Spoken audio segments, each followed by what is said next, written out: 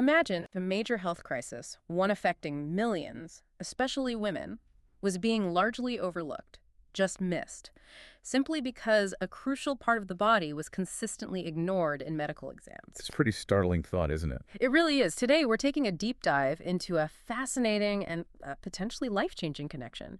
We're drawing from sources that reveal what they call a dental neurological connection. We'll explore why women seem to disproportionately suffer from chronic neurological disorders and how something as, well, fundamental as your bite could actually be at the root of it all. Yeah, and our mission here really is to unpack the core insights from our source material. It presents these 16 irrefutable truths, as they call them. Okay. We want to shed light on what's described as a hidden global epidemic and the honestly surprising role dental structure plays in our overall health. It's often ignored. Right. So we'll look at not just what this connection is, but maybe more importantly, why it's been missed for so long and what could actually be done about it. Okay, let's jump right in then. The core problem. Our sources, they immediately highlight a stark and frankly unsettling reality.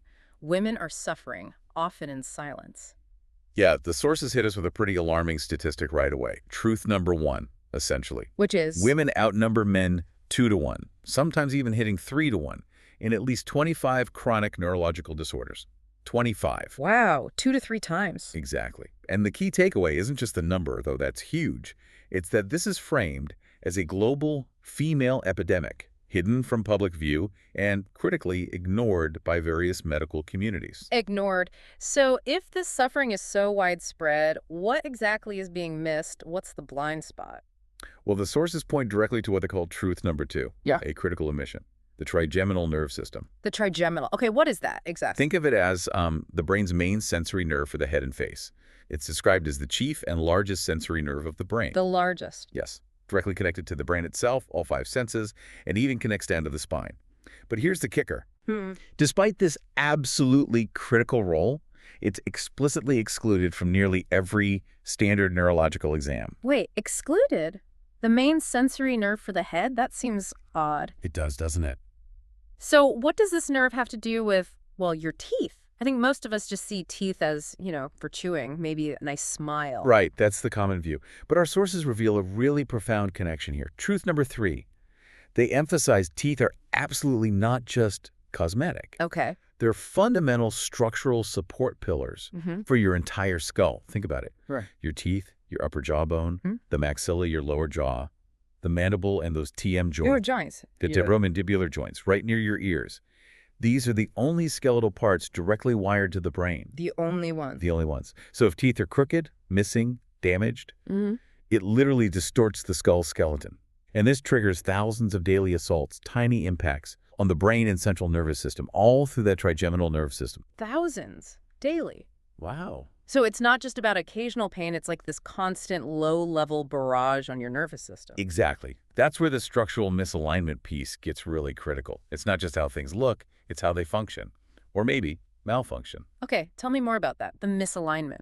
Well, truth number 4 really underscores this.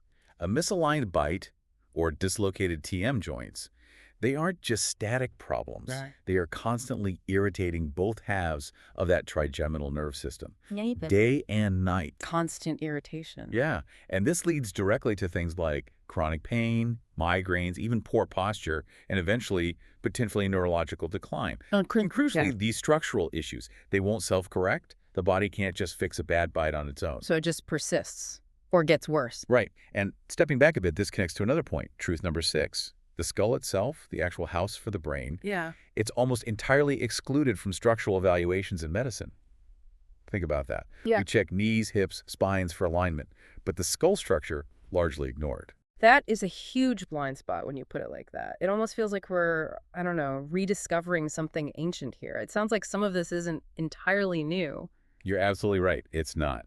Truth number 7 reminds us that Hippocrates, the father of medicine. Yeah, 2,500 years ago. Exactly. He observed this connection way back then, linked crooked teeth to chronic headaches. And modern science has absolutely confirmed this link. So science confirms it, Hippocrates saw it, yet medicine today still largely ignores it. Pretty much. It's like a known truth that somehow got buried or compartmentalized. Okay, so if the connection is that profound, It's historically noted. Science backs it up.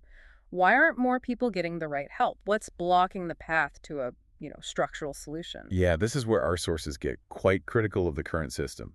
Truth number 8 points to how the medical system often masks the underlying cause with drugs. Just treating symptoms. Precisely. The drugs hide the symptoms, which, provides relief, but it allows the underlying structural and neurological damage to actually get worse over time. Oh, wow. And the sources highlight that many women suffer for decades without anyone addressing that root structural cause. Decades. Yeah. And this ties into another issue, truth number 10. These in-house referral systems, meaning most physicians, according to the sources, never refer patients out to qualified dental specialists who understand this structure. They tend to keep referrals within their own networks that often can't provide a structural cure for this specific problem. Well, that raises some pretty big questions about medical ethics, doesn't it? Like the Hippocratic Oath itself, if a doctor knows they can't fix the root cause. Exactly. Truth 11 tackles that head on. The sources argue the oath is being violated. If a problem is outside a physician's expertise, the duty is to refer to someone who can help. Right. And just referring back to, say, an untrained family dentist for a complex structural issue, that doesn't meet the standard, according to this view. And then there's the insurance issue you mentioned earlier. Oh, yeah. That adds another layer of complexity. Truth 9 highlights this paradox. Multiple TM joint surgeries, which the sources say often fail, those are often covered by insurance. But conservative, non-invasive bite correction, the kind that could potentially fix the root cause structurally, that's routinely denied coverage. So the potentially less effective, more invasive option gets paid for, but the potentially more effective non-invasive one doesn't. That seems backward. It definitely seems counterintuitive, doesn't it? Almost infuriating when you think about the potential impact. It really does. It feels like a major misdirection of resources and maybe even priorities. So, okay, despite these roadblocks, what can be done? Are there actual solutions? You mentioned non-invasive options. Is there hope here? Absolutely, there is. And this is where the sources offer a really crucial insight with truth number 5. Qualified dentists can fix the skeleton without surgery. Without surgery. Okay. Specialized dentists, those trained in this area, they have the capability to realign the skull and spine just by restoring the bite to its optimal position. Just by fixing the bite. Essentially, yes. It's presented as a permanent, drug-free solution for many of these chronic disorders. But again, the problem is it's almost never offered to patients as a first line of defense. That's fascinating. And you mentioned technology earlier. Our sources talk about some specific tech. They do. Truth 13 introduces something called conservative bite correction as a structural game changer. Okay. Specifically, they mention computer-balanced bites, CDB, combined with immediate anterior guidance, or IAG. CBB and IAG, what do those do? It's not just about making teeth straight for looks. This approach aims to eliminate those destructive forces hitting the trigeminal nerve system.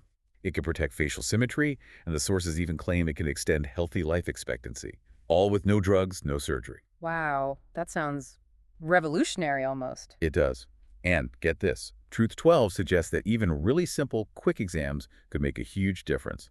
Like, in under 2 minutes, a trained assistant could spot obvious issues: crooked teeth, missing teeth, signs of TM joint dislocation, swelling, basic structural red flags. And then refer them. Exactly. Refer them to qualified help. Imagine the impact if that simple screening was routine. It makes you wonder why it isn't. So if the tech exists and even simple checks can help, do we have solid proof of this connection? We're not just talking theory here. No, not at all. Truth 15 confirms we have robust technology to actually prove it. Things like jaw tracking, sonography, EMGs. Pulse selectivity tests. Right. And text and bite analysis, which maps out bite forces digitally. All these can document the direct link between how your bite functions or malfunctions and neurological symptoms. So you can literally see the connection. Yes. The sources state this provides evidence that's powerful enough for, say, a courtroom. It clearly demonstrates the relationship. That is compelling. Okay, so we have the potential solution, the tech to prove it, the historical context, the science. Why isn't this mainstream? What needs to happen for this to become standard care? What about advocacy? That's precisely the next step, according to the sources. Truth 14 calls directly for advocacy. It states that women's health advocacy must include this dental neurological integration. So bringing these two fields together formally. Yes. pushing for change through women's groups, social media campaigns, even congressional advocacy. The Sure. goal, to get TM joint and trigeminal nerve system exams included in every neurological evaluation. Make it standard. Integrate it fully. Exactly. And, the final point, Truth 16, frames this whole thing not just medically, but morally. Morally. Yeah. It argues that centuries of, false healthcare, meaning symptom management, without addressing the root structural cause for women, have destroyed lives and families. So standing against this isn't just a medical duty. It's presented as a moral calling. Wow. That's a really powerful way to frame it. So we've taken quite a deep dive here into this really impactful yet often hidden connection between our dental structure, our bite, and our neurological health, especially for women. And the sources strongly suggest that by integrating this understanding, by looking at the mouth not in isolation, but as part of the body's whole structural system, we could unlock real solutions for chronic suffering, solutions potentially overlooked for way too long. Absolutely. And if we zoom out just a little bit from the specifics, it really does raise a bigger question for you, the listener. How many health issues out there currently being managed, maybe for years, with symptom masking drugs? How many might actually have a structural, correctable root cause that the system as it is now is just overlooking? That's a sobering thought. It is, and it makes you think, what could the future of healthcare look like if we truly prioritized digging for and addressing the root cause instead of maybe just managing the symptoms on the surface? It's a potential paradigm shift, really. Something worth mulling over.